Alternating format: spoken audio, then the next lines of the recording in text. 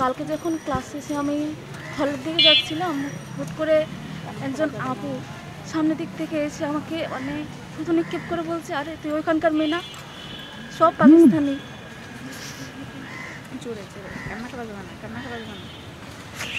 কোথা থেকে মুখ পুড়িয়ে এসেছিস যে মুখ ঢেকে রেখেছিস?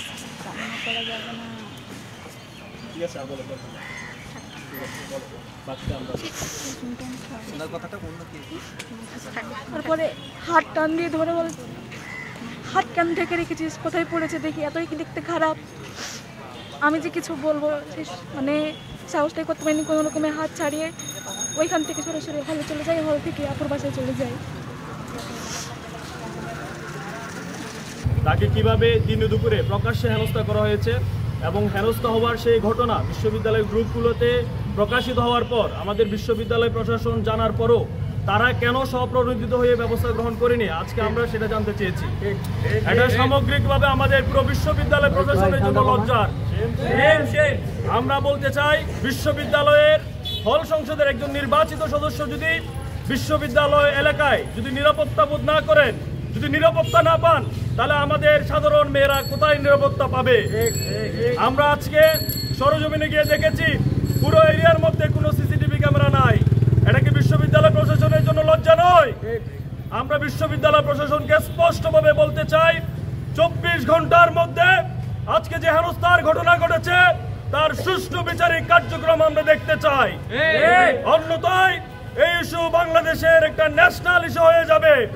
বিশ্ববিদ্যালয় প্রশাসন চাইলেও আর কন্ট্রোল করতে পারবে না।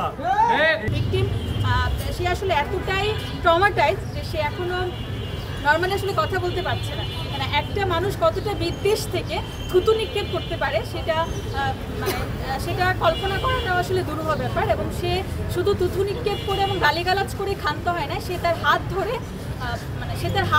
ধরে হচ্ছে শারীরিকভাবে লাঞ্ছিত করার মতো ঘটনাও ঘটেছে।